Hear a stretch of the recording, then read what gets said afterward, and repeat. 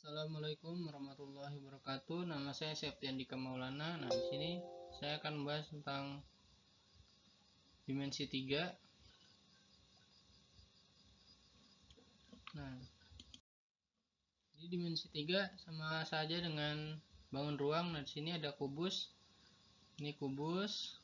Volume kubus sama dengan S pangkat 3 atau sisi dikali sisi kali sisi. Nah, misalnya sisinya 6. Nah, maka volumenya sama dengan 6 pangkat 3 atau misalnya 216 gitu. Nah, di sini 216.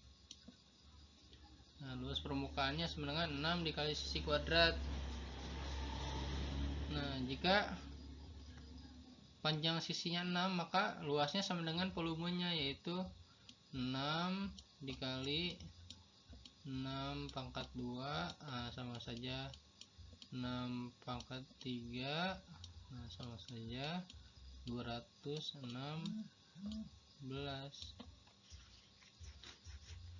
Nah, di sini ada balok. Nah, ini balok. Volume balok itu, nah ini misalnya ini panjang, ini lebar, ini tinggi.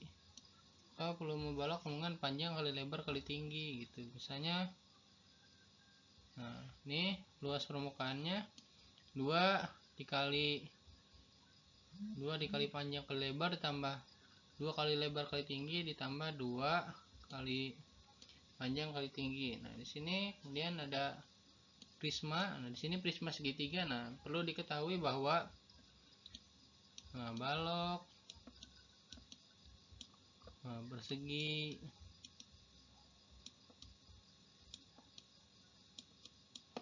merupakan sebuah prisma. Nah, ini dibedakan dari alasnya. Maka ini alasnya kotak.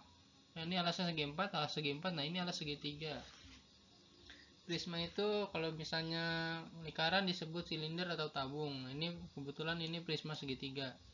Nah, jadi volume prisma itu luas alas kali tinggi. Maka ini kita mencari luas alas segitiga. Maka luas segitiga sama dengan setengah kali alas kali tinggi. Nah, ini luas alas. Nah, terus kemudian luas alas kali tinggi segitiga, maka 1/2 dikali alas kali tinggi dikali tinggi prisma. Nah, seperti itu. Kemudian luas permukaan prisma sama dengan 2 dikali luas alas dikali keliling kali tinggi. Nah, misalnya kita cari luas alas segitiga ini dulu menggunakan rumus ini. Kemudian kita cari rumus keliling persegi panjang ini, rumus keliling persegi panjang ini kemudian dikali tingginya. Nah, selesai. Kemudian di sini ada bola. Ini bola. Nah, volumenya ini 4/3 dikali PR pangkat 3. Nah, ini jari-jari. Nah, ini R ini adanya di sini. Ini R. Nah, kalau misalnya R-nya bisa dibagi 7, maka Pi-nya 22/7. Nah, jika tidak bisa dibagi 7, maka Pi-nya 3,14. Ini luas permukaan bola sama dengan 4 PR kuadrat. Nah, ini luas permukaan bola 4 dikali Pi dikali R kuadrat. Nah, ini ada tabung. Nah, tabung ini sama juga dengan prisma dengan alas silinder. Nah, jadi volume tabung itu sama dengan VR kuadrat T. Nah, ini adalah R-nya. Nah, jika R-nya bisa dibagi 7, maka Pi-nya 22/7. Nah, jika tidak bisa dibagi 7, maka Pi-nya 3,14. Kemudian di sini ada luas permukaan sama dengan 2 dikali luas alas dikali luas selimut. Nah, kebetulan ini luas alasnya adalah lingkaran, maka rumus luas alas lingkaran sama dengan Pi R kuadrat. Nah, dikali luas selimut. Nah, luas selimutnya ini berbentuk persegi panjang. Jadi mencari rumus luas selimutnya sama dengan keliling lingkaran dikali tinggi. Nah, keliling lingkaran itu Pi V dikali diameter dikali tinggi tabung. Kemudian sini ada limas dengan alas segi 4. Limas ini alasnya bisa macam-macam. Kalau alasnya lingkaran jadi kerucut, alas segitiga jadi limas segitiga, alasnya jajar genjang jadi jajar genjang, alas trapesium jadi trapesium gitu. Nah, jadi secara umum volume limas itu 1/3 dikali luas alas dikali tinggi.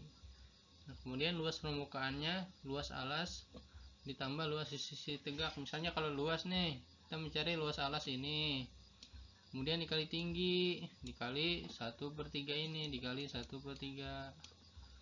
Jika luas alas plus luas sisi tegak, nah berarti kita cari ini dulu, kemudian cari misalnya luas segitiganya yang ini, kita cari ada misalnya ada 4, nah kita cari 4/4-nya.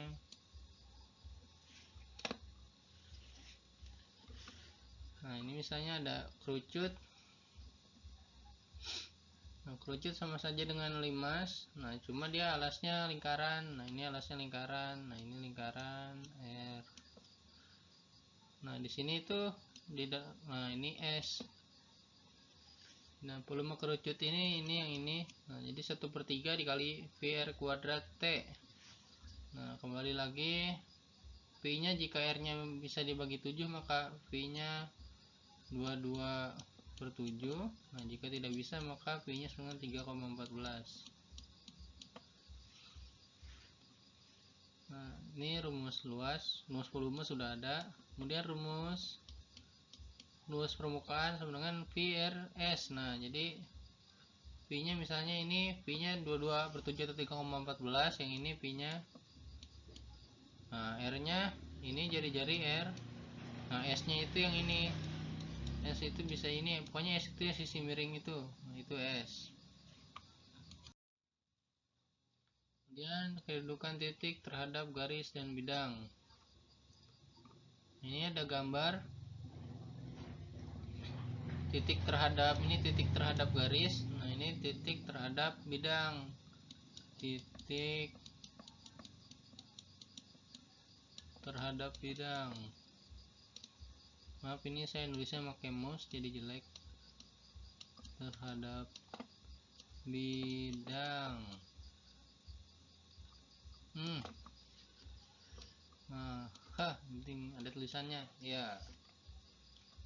Kalau kita baca di sini, jika titik terdapat di sebuah garis atau bidang, maka jarak titiknya 0. Nah, dan jika titik terletak di luar garis atau bidang, jaraknya dihitung tegak lurus terhadap garis atau bidang. Jadi kalau misalnya ini ada, misalnya ini garis, titiknya ada di sini, maka jarak titik ke garis sama dengan 0.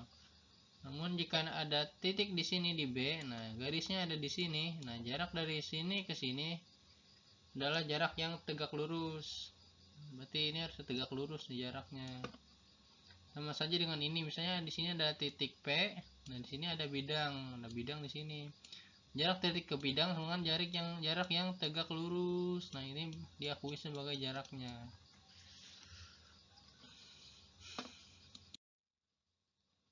Kemudian di sini ada kedudukan garis terhadap garis dan bidang. Nah, misalnya garis G dan H. Ini garis G dan H berpotongan di titik A. Nah, di sana ini garis G, garis H, nah berpotongan di titik A. Nah, ini karena misalnya di sini ada garis G, di sini ada garis H. Jadi dalam satu garis ada dua garis. Dalam satu garis yang terlihat ternyata ada dua garis, mereka berimpit. Nah, G dan H berimpit. Nah, jika ada dua berdampingan seperti ini, G dan H sejajar. Kemudian jika misalnya ada sebuah bidang, nah ada garis masuk ke dalam, ada garis nyerong, nah itu namanya bersilangan, yang artinya garisnya tidak bertemu tapi memotong bidang. Nah, kemudian di sini ada contoh garis yang terletak pada bidang. Nah, ini garis sejajar pada bidang. Nah, yang ini garisnya memotong bidang. Nah, memotong bidang, ini garisnya. Kemudian ada kedudukan bidang terhadap bidang. Nah, ini karena misalnya di sini ada A, nah di sini ada B. Jika ukurannya sama-sama, maka ini disebut berimpit.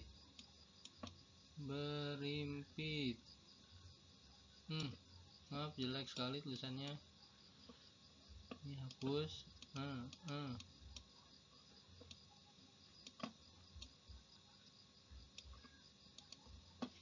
Nah, ini kalau ada dua gini, ini sejajar. Nah, ini berpotongan.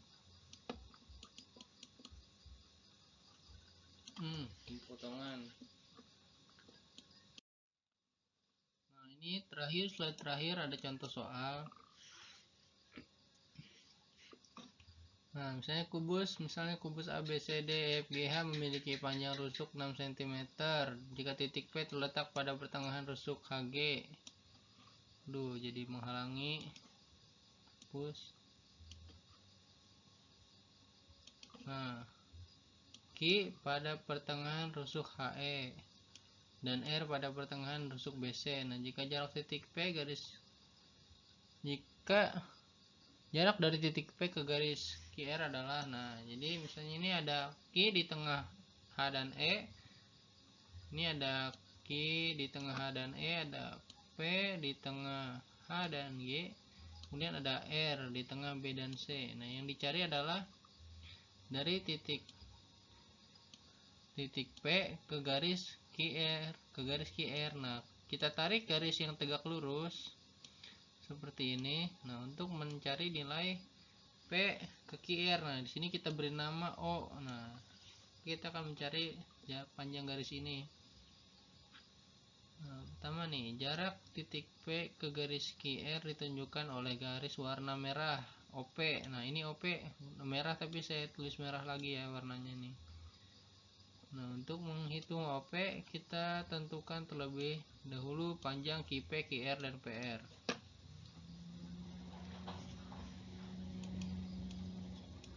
Maaf.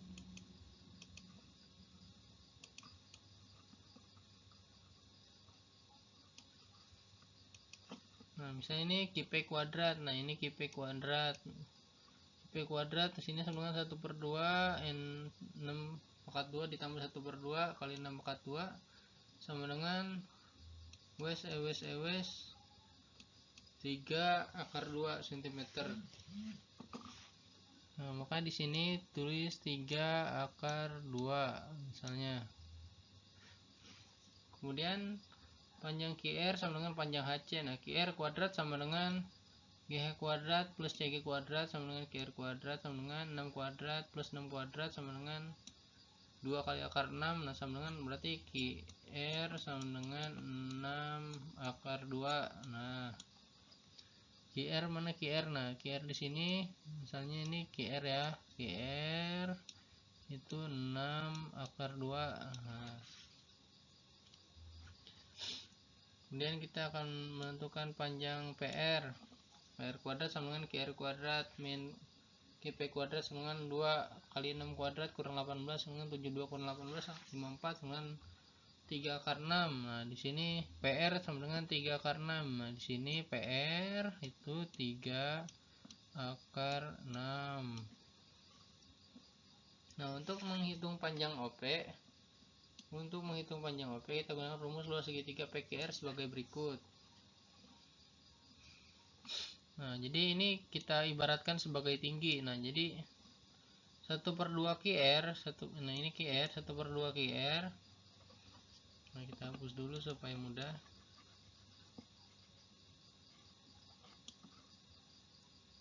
Nah, untuk menghitung ruasnya berarti kan 1/1/2 QR. Nah, ini misalnya ini QR setengah QR dikali OP.